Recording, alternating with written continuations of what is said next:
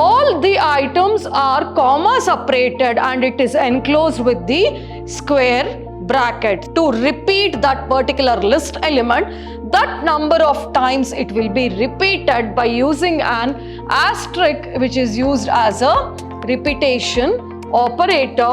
Not in returns the true if the item specified present in the list. Extracting subset of the items from the given list is called what? The slicing.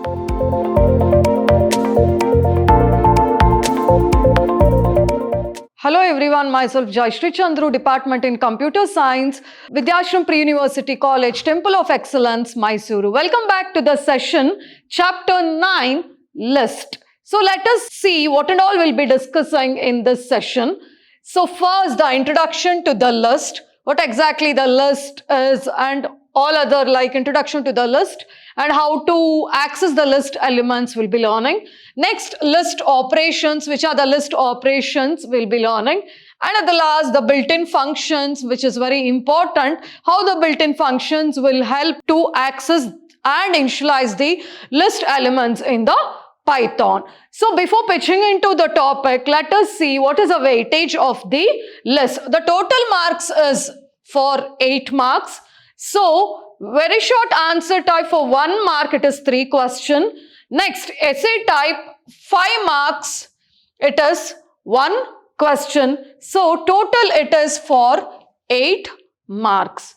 So let us see what is a list in a Python. List is a built-in sequence data type in Python. So list is a data type and it is a sequence of elements in the Python which stores the multiple values, and list item can be of different data type. It can be integer data type, it can be string data type, it can be floating, so it can be a different data types. So all the elements are comma separated and which is enclosed with the square bracket. I repeat it.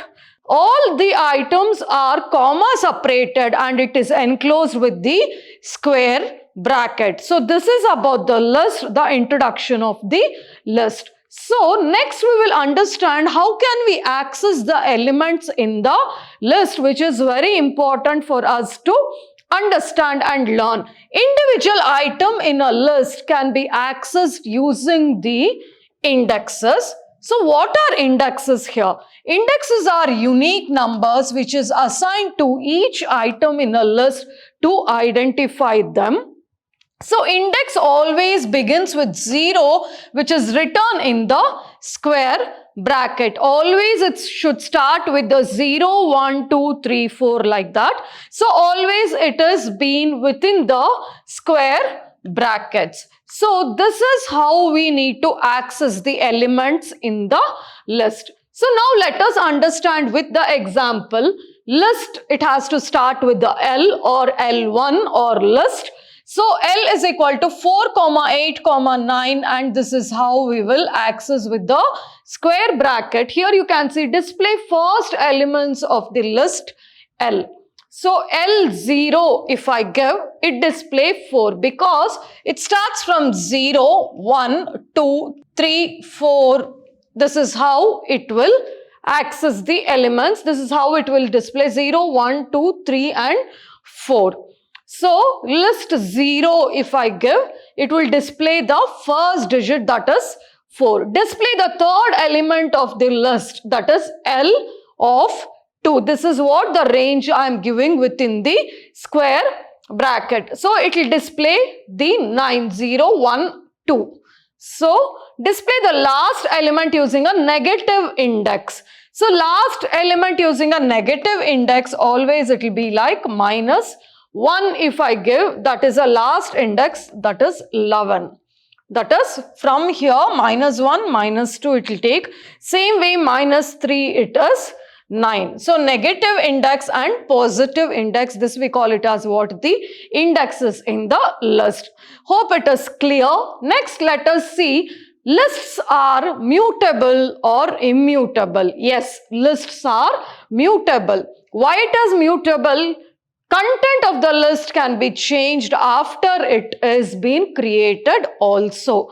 With the example, let us learn. Here you can see L 4, 8, 9, 11. So I need to add one more number to this particular list. In which order I need to add it or create it? L1 is equal to 10. The 10 element is to be added to the list, that is L1. So L I'll display 4, 10. See here, the 10 is been added after creating the list also. So we call this as what? The mutable. In a sense, content of the list can be changed after it has been created also. 4, 10, 9, 12 and 11. So next let us understand list operations. So list will support the following operations: concatenation, repetition, membership and the slicing. One by one let us see. Concatenation, already we have learnt in the strings also. So what is concatenation? Joining the two list or joining the two list elements, we call that as what? The concatenation. Using which operator? Using the plus operator, we will join two lists. And concatenating the list with other data type produces the typo error, which is very important for you to keep in mind. Concatenating a list with other data type. Example, list 1 will be the integer data type. List 2 will be the string data type. Those two you cannot join because it is of the different data type. So how can we join? Using the plus operator. With one example, let us understand. List 1, 4, 7, 9. List 2, 1, 2 and 8. Using the plus operator, L1 plus L2, I will add it. That is, I am joining two lists together. 4, 7, 9, 12, 8. This is how it can be added using the same data type. Here you can see using one more data type, that is a string data type or the character A, B, A, B, B. So L3 and L4, L5 is equal to, so this will become an L5, A, B, A and BB. If it is a different data type, we will get a typo error telling that a syntax or a typo error. Next operation is a repetition. As the name itself will understand, the replicate of a list at a specified number of times. How many number of times we need to repeat that particular list element, that number of times it will be repeated by using an asterisk, which is used as a repetition operator. Example you can see here, A, B.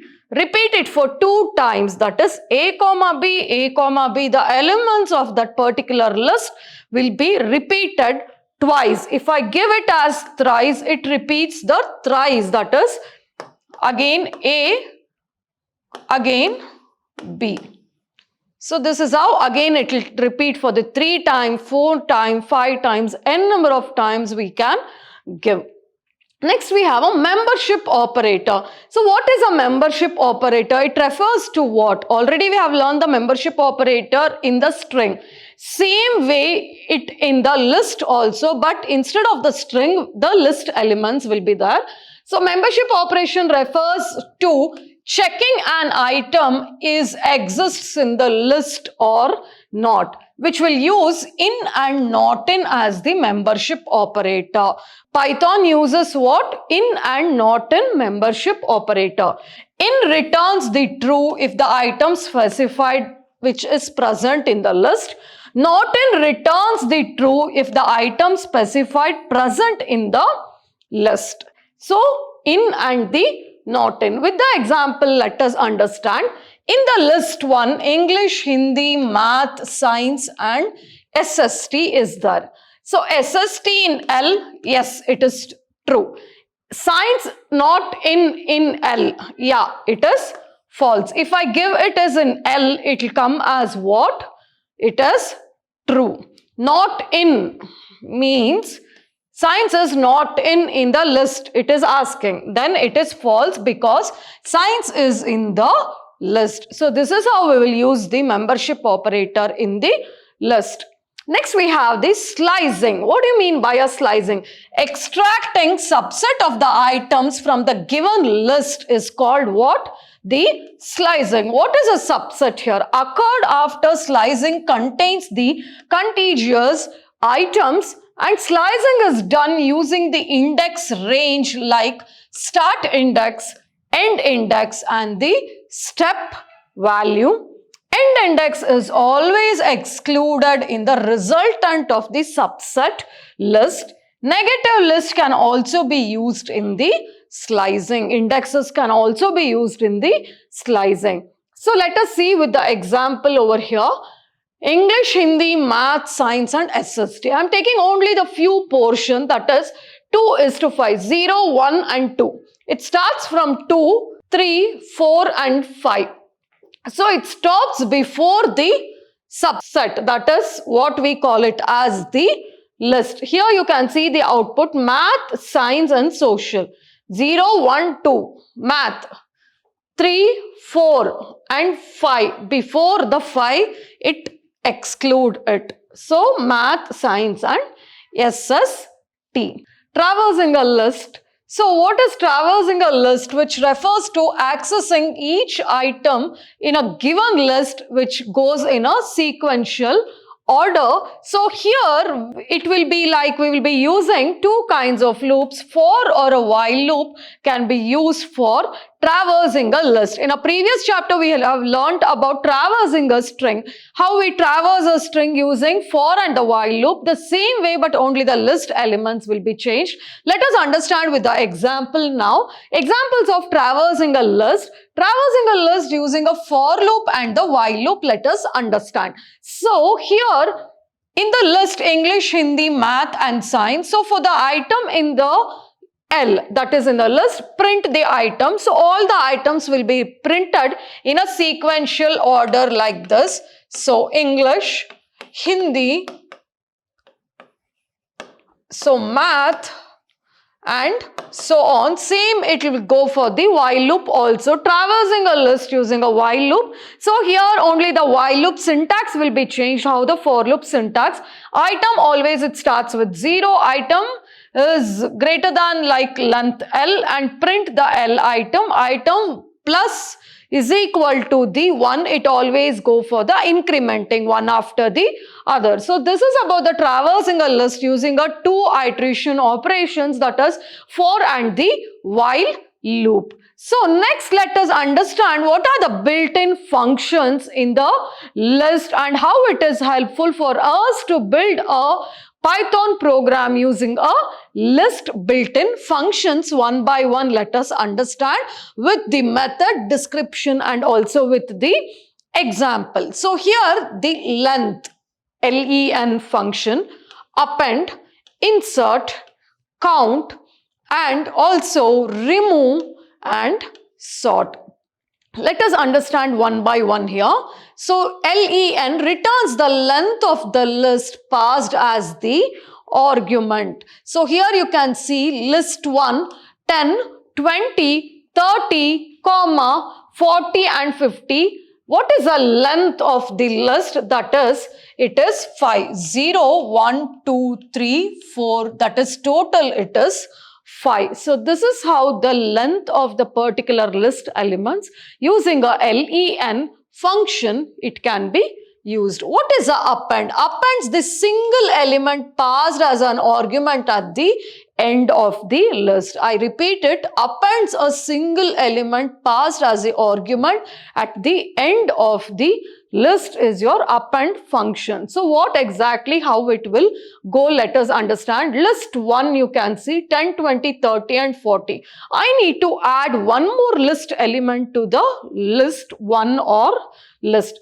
List 1 dot append 50. So the 50 element will be added to the list 1. Here you can see 10, 20, 30, 40 and 50 is added. Appending an list element as an argument which we can pass, that is a single element as an argument we can pass using the append built-in function.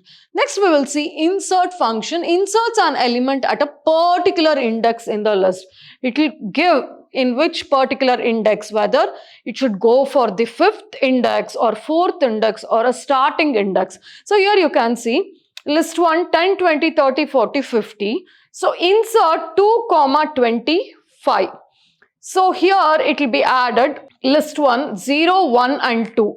In the place of 2 it will add, and same way it will be added in the place of 2, 25. So this is how it is inserted, the element, that is using an insert. Next, count returns the number of times a given element appears in the list. Here you can see count 10. So list 1, 10, 20, 30, 40, 50, 40 and again it is 10. So this is how the elements. So how many times the 10 is repeated? So it is repeated 3 times, 1, 2 and 3. So it will count how many times, that is, it returns the same element. So here in the next, let us understand remove function and the sort. Removes the given element from the list. With the example, let us understand list 1, 10, 20, 30, 40, 50. I need to remove 30. So I am removing 30 in that particular list. List 1, it removes only one time which is repeated, 30. So 30 will be removed. Hope you can see here 10, 20, 40, 50, 30. That 30 is been removed. Same way next function sort. Sort all the elements in a given list in the place. So how it will sort? Tiger, zebra, lion, cat, elephant. Here I have taken a string values.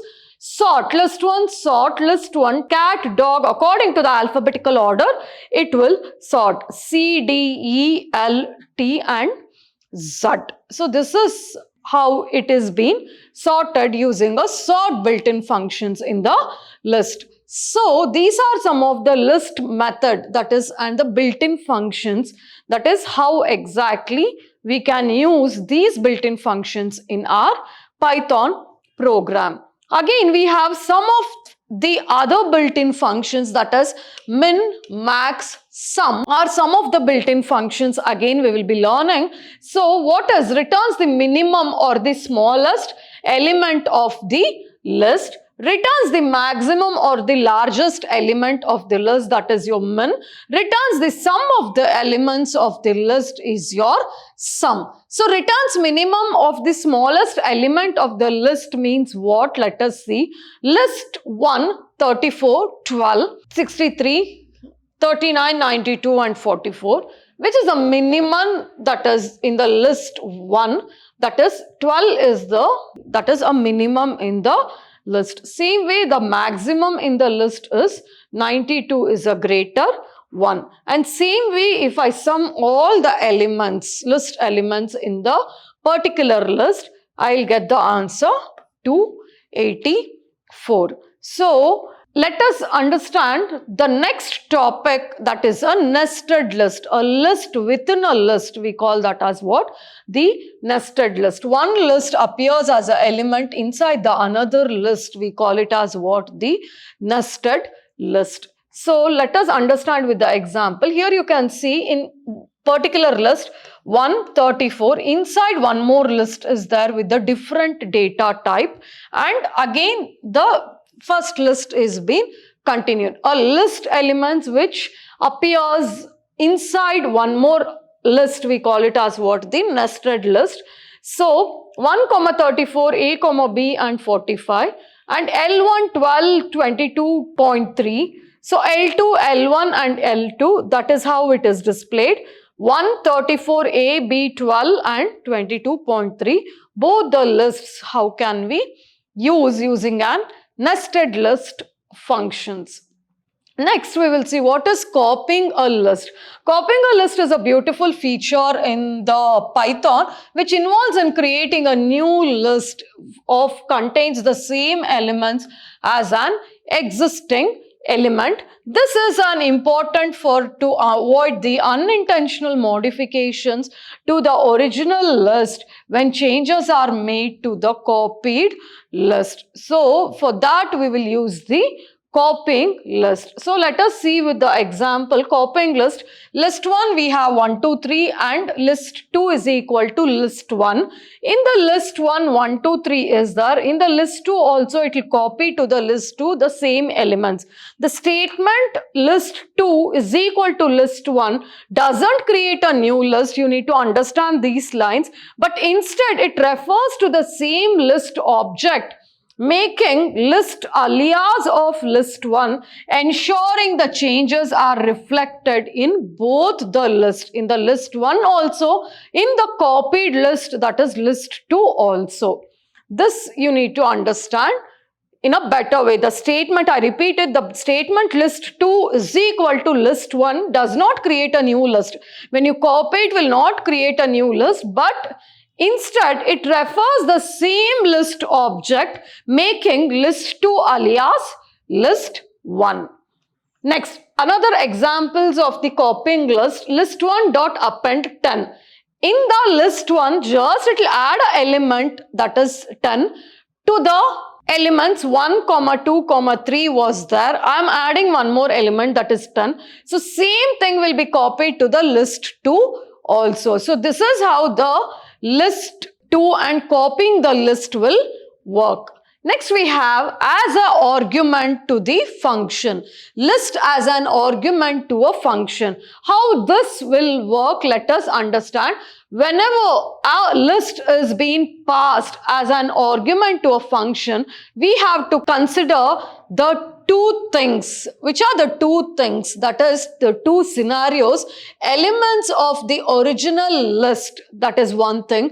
And if a list is being assigned a new value. So just I'll explain you how exactly it will work. Elements of the original list may be changed. That is, changes made to the list in the function are reflected back in the calling function. I repeat this. Elements of the original list may be changed. That is, changes made to the list in the function, what happens, reflected back in the calling function. This is one scenario that whenever I am passing the list argument to a function.